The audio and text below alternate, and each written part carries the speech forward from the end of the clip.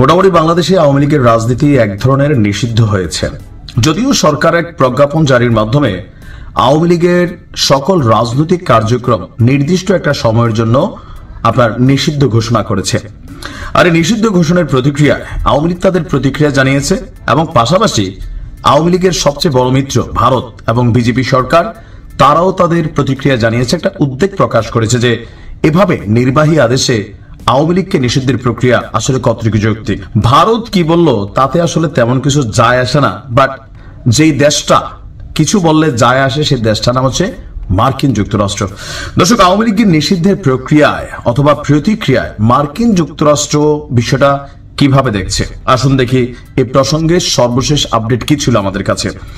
মার্কিন যুক্তরাষ্ট্রের যিনি পররাষ্ট্র দপ্তরের principal deputy spokesperson Thomas Tommy Pitt, তার কাছে এই আওয়ামী লীগ নিষিদ্ধের ইস্যুটা নিয়ে তুলে ধরা হয়েছিল। জবাব তিনি কি দিলেন আর প্রশ্নটা কি ছিল তার কাছে জানতে চাওয়া হয়, বাংলাদেশের অন্তর্বর্তী সরকারের অধ্যাদেশে বাংলাদেশ আওয়ামী লীগের সকল কার্যক্রম নিষিদ্ধ করা হয়েছে।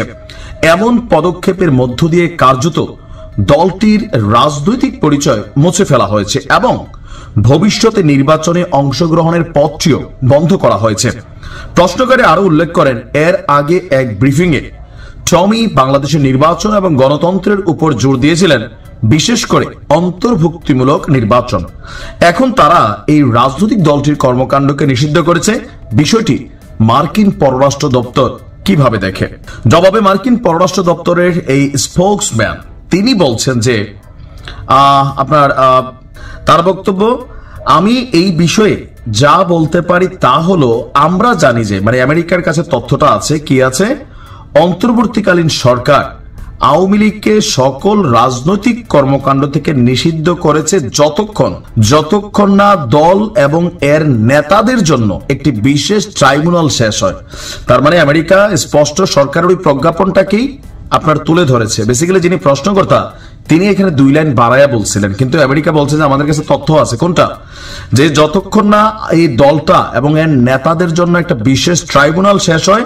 আমরা সরকারের প্রজ্ঞাপনটা দেখেছি যে বিচারিক প্রক্রিয়া একটা নির্দিষ্ট সময় পর্যন্ত আপনার আওয়ামী লীগের সকল কার্যক্রম বন্ধ থাকবে বা নিষিদ্ধ থাকবে। আমেরিকাও এই তথ্যটা হুবহু রিপিট করে বলছে, আমরা বাংলাদেশের কোন একটি রাজনৈতিক দলকে অন্যটির উপর সমর্থন করি না। যে বিএনপির উপর আওয়ামী লীগ, জামাতের উপর আওয়ামী লীগ অথবা আওয়ামী লীগের উপর বিএনপি বা জামাত অথবা এনসিপি, আমরা এইভাবে সমর্থন করি না।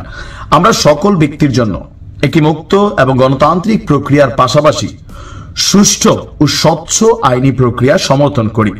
আমরা বাংলাদেশ সহ সকল দেশকে মত প্রকাশের স্বাধীনতা, শান্তিপূর্ণ সমাবেশ এবং সকলের জন্য সংগঠনের প্রতি শ্রদ্ধা জানাতে অনুরোধ করছি। ব্রিফিং এ আরো উল্লেখ করা হয়, অন্তর্বর্তীকালীন সরকারের যে মতাদর্শ এবং সন্ত্রাসবাদকে উস্কে দিচ্ছে নাকি, আমেরিকা কি ভাবছে। যিনি প্রশ্নকর্তা বোঝাই যায় তিনি আওয়ামী পন্থী একজন সাংবাদিক। তো এই সময় প্রশ্নকারীর দাবি যেটা ছিল, তিনি আরো এখানে যোগ করেছেন যে আইন উপদেষ্টার সাথে লস্করি তৈয়বার সহযোগী হারুন ইজার সাক্ষাৎ করেছেন। আগে মুশফিক ফজল আনসারী যিনি ছিলেন বিএনপির, তিনি বাংলাদেশে হিরো আলমরে মারলেও আমেরিকারে বোঝানোর চেষ্টা করতেন। এখন তার জায়গায় আওয়ামী লীগের যে সাংবাদিক আছেন তিনি আবার একই কাজ করতেছেন। তিনি এগুলা বুঝাচ্ছেন যে কাশ্মীরের সহিংসতাকে উস্কে দেওয়া রাজনৈতিক এবং ধর্মীয় নেতাদের সমর্থন বেড়ে চলছে বাংলাদেশে, এমনকি একটা বৈঠকও হয়েছে মন্ত্রণালয়ে। তো আমেরিকা আসলে এটার ব্যাপারে কি ভাবছে? জবাবে মার্কিন স্পোকসম্যান বলছেন, আবারও আগে যা বলেছি তা পুনরায় উল্লেখ করব, আমরা বাংলাদেশের সাথে 50 বছরের বেশি সময় ধরে যে অংশীদারিত্ব বজায় রেখেছি আমরা তার মূল্যায়ন করি। সরকারের সঙ্গে আমরা কাজ করতে প্রতিশ্রুতিবদ্ধ। আমি আপনার অন্য প্রশ্নের জবাব ইতিমধ্যে দিয়েছি, তাই এই বিষয়ে কিছু আলাদা বলতে চাই না। সাংবাদিক যিনি আছেন মুশফিক ফজল আনসারী যে কাজগুলো করতেন বিএনপি বা অন্যান্যদের পক্ষে, এখন এই সাংবাদিক আমেরিকার পররাষ্ট্র দপ্তরে আওয়ামী লীগের পক্ষে অনেক কিছু তিনি উত্থাপন করছেন। তো আমেরিকার বক্তব্য যদি আমরা ক্লিয়ার বুঝতে পারি যে এখানে আমেরিকা ওটিয়ে বুঝতে চাইছে কোন দলকে নিষিদ্ধ করা, এটাকে তারা সমর্থন করে না। তবে যারা অপরাধ করেছে এই যে বিশেষ ট্রাইব্যুনাল, এটাকে তারা সমর্থন করছে। যে বিচারিক ইস্যুগুলোতে সরকার যে সিদ্ধান্ত নিয়েছে এটাতে আমেরিকার কোনো দ্বিমত নাই। পার্মানেন্টলি নিষিদ্ধ করা হয়েছে এমন তথ্য আমেরিকার কাছেও নাই। আর আমরাও প্রজ্ঞাপনটা দেখছি, পার্মানেন্টলি আজীবন চিরতরে এরকম কিন্তু কোনো প্রজ্ঞাপন জারি হয় নাই।